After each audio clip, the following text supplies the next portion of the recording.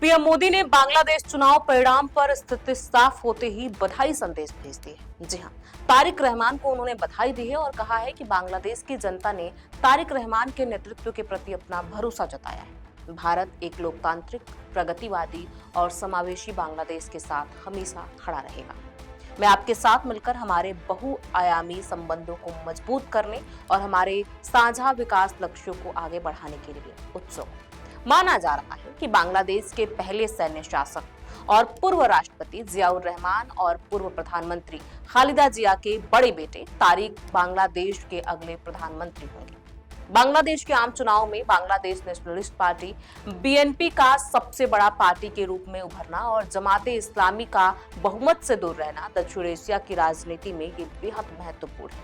अवामी league की अनुपस्थिति में यह चुनाव पूरी तरह नई राजनीतिक व्यवस्था लेकर आया है। मौजूदा भू राजनीतिक और आर्थिक हालात को देखते हुए यह परिणाम भारत के लिए प्रतिकूल से अधिक संतुलित अवसर प्रदान करने वाला माना जा सकता है। भारत भी तारिक रहमान की अगुवाई में गठित होने वाली नई सरकार के साथ काम करने को तत्पर नजर आ रहा है। ऐसे में चलिए जानते हैं कि क्यों ये नतीजे भारत के लिए बहुत खराब नहीं है, यानी थोड़े अच्छे हैं। नमस्कार, मैं प्रियांशु और आप देख रहे हैं नव भारत लाइव। जमात को बहुमत न मिलना सुरक्षा और रणनीतिक दृष्टि से रहा। जी हां, बीएनपी की पुरानी सरकारों में भारत के अनुभव बहुत सुखद नहीं है।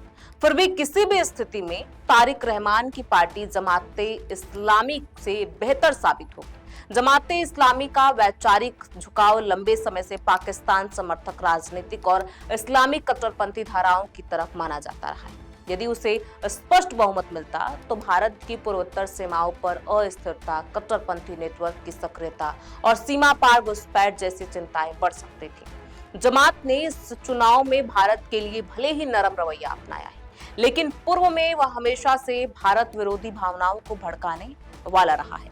भारत में घटित घटनाओं के खिलाफ बांग्लादेश में रैली निकालना उसका प्रमुख राजनीतिक हथियार रहा है। बहुमत से दूर रहना संकेत देता है कि बांग्लादेश की सत्ता पूरी तरह वैचारिक ध्रुवीकरण की दिशा में नहीं गई।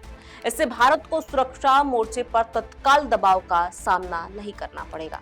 आर्थिक संकट प्राथमिक चुनौती, भारत की भूमिका अहम। बांग्लादेश की मौजूदा आर्थिक स्थिति दबाव में, विदेशी मुद्रा भंडार में गिरावट, निर्यात क्षेत्र पर दबाव और मुद्रास्फीति जैसी चुनौतियां सामने हैं। ऐसी परिस्थिति में बीएनपी सरकार की पहली प्राथमिकता अर्थव्यवस्था को स्थिर करना और विकास की पटरी पर लौटना होगी। भारत और बांग्लादेश के बीच पिछले वर्षों में शेख हसीना के कार्यकाल में द्विपक्षीय कारोबार तेजी से बढ़ा था। ऊर्जा सहयोग, बिजली निर्यात, पेट्रोलियम पाइपलाइन, रेल और सड़क संपर्क, बंदर का उपयोग जैसे कई प्रोजेक्ट दोनों देशों को जोड़ते हैं। भारतीय कंपनियों का वहां कुल निवेश 5 अरब डॉलर के करीब है। नई सरकार के लिए इन परियोजनाओं को जारी रखना और व्यापार प्रवाह को सामान्य बनाए रखना व्यवहारिक आवश्यकता हो। बीएनपी के घोषणा पत्र में भारत के प्रति कोई नकारात्मक या टकरावपूर्ण रुख नहीं अपनाया गया। इससे संकेत मिलता है कि पार्टी आर्थिक यथार्थ को समझते हुए भारत के साथ संबंधों को टकराव के बजाय सहयोग के आधार पर आगे बढ़ाना चाहिए। आर्थिक पुनर्निर्माण में भारत की निवेश बाजार और ऊर्जा सहायता अहम साबित हो सकती है। भारत की ओर से पहले से संपर्क सुधार की पहल। नई दिल्ली ने पिछले कुछ महीनों में यह स्पष्ट संकेत दिया था कि वह शेख हसीना की पार्टी अवामी लीग से आगे बढ़ने को तैयार। कूटनीतिक स्तर पर बीएनपी नेतृत्व के साथ संवाद के चैनल खुले रखे गए। बैक चैनल, वार्ता, राजनयिक संपर्क और राजनीतिक स्तर पर संतुलित संदेशों के जरिए यह सुनिश्चित किया गया कि सत्ता परिवर्तन की स्थिति में भी रिश्ते अचानक तनावपूर्ण न हो। विदेश मंत्री एस जयशंकर खालिदा जिया की मौत के बाद ढाका गए। भारतीय संसद ने उनकी मौत पर शोक जताया। इस रणनीतिक तैयारी का लाभ मिल सकता है। नई सरकार के लिए भारत विरोधी रुख अपनाना उतना आसान नहीं होगा, क्योंकि संवाद की बुनियाद पहले से मौजूद है। परस्पर निर्भरता और क्षेत्रीय संपर्क परियोजनाएं। भारत और बांग्लादेश के बीच संबंध केवल राजनीतिक नहीं बल्कि संरचनात्मक रूप से जुड़े हुए हैं। पूर्वोत्तर भारत की कनेक्टिविटी में बांग्लादेश की भूमिका महत्वपूर्ण है। रेल मार्ग, अंतर्देशीय जलमार्ग, सड़क गलियारे और सीमा हाट जैसी व्यवस्थाएं दोनों देशों की स्थानीय अर्थव्यवस्था को सीधे प्रभावित करती हैं। बीएनपी के लिए इन परियोजनाओं को रोकना या धीमा करना आर्थिक रूप से नुकसानदेह होगा। इसके उलट उन्हें आगे बढ़ना, उसे घरेलू स्तर पर विकासमुख छवि देना, इसलिए व्यवहारिक राजनीतिक संबंधों को स्थिर रखने की दिशा में काम कर सकती है। शेख हसीना ने पूर्वोत्तर भारत की इकोनॉमी की को बांग्लादेश से जोड़ने की पहल की थी। इससे बांग्लादेश को कई तरह के आर्थिक लाभ होने की संभावना है। बदलती वैश्विक व्यवस्था, रणनीतिक संतुलन की जरूरत। दुनिया इस समय भू राजनीतिक पुनर्संतुलन के दौर से गुजर रही है।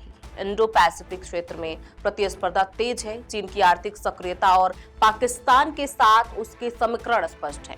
ऐसे में बांग्लादेश के लिए किसी एक धुरी पर पूरी तरह झुकना जोखिम भरा होगा। बदलती वैश्विक परिस्थितियों में स्थिर और विश्वसनीय साझेदार की आवश्यकता बढ़ती है। भारत जो क्षेत्रीय स्थिरता और आपूर्ति श्रृंखला सुरक्षा में महत्वपूर्ण भूमिका निभा रहा है, बांग्लादेश के लिए एक स्वाभाविक रणनीतिक साझेदार बन सकता है। ऊर्जा सुरक्षा, समुद्री सहयोग और आपदा प्रबंधन जैसे क्षेत्रों में द्विपक्षीय रणनीति संबंध मजबूत करना ढाका की भी आवश्यकता होगी। चुनाव परिणाम भारत के लिए पूर्ण संतोष का कारण नहीं, लेकिन गंभीर चिंता का संकेत भी नहीं। जमात बहुमत से दूर है, बीएनपी का रुख व्यवहारिक दिख रहा है और आर्थिक मजबूरियां सहयोग की दिशा में प्रेरित कर सकती है। हालांकि अवामी लीग की अनुपस्थिति में जमात एक मजबूत विपक्षी शक्ति के रूप में उभरी है, जो भविष्य में भारत विरोधी भावनाओं को हवा देने की कोशिश कर सकती है। इसलिए नई दिल्ली को अवसर और चुनौती दोनों को ध्यान में रखते हुए बहुस्तरीय कूटनीति अपनानी होगी। भारत और बांग्लादेश के संबंधों में भी एक नए युग की शुरुआत होने जा रही है। भारत को राजनीतिक धैर्य के साथ सतर्कता और आगे बढ़कर नेबरहुड फर्स्ट नीति को लागू करना होगा। अफगानिस्तान, मालदीव और श्रीलंका में भारत ऐसा कर चुका है। ऐसे में हमारी इस खास रिपोर्ट पर आपकी क्या राय है, हमें कमेंट बॉक्स में लिख के जरूर बताएं। बहुत बहुत शुक्रिया।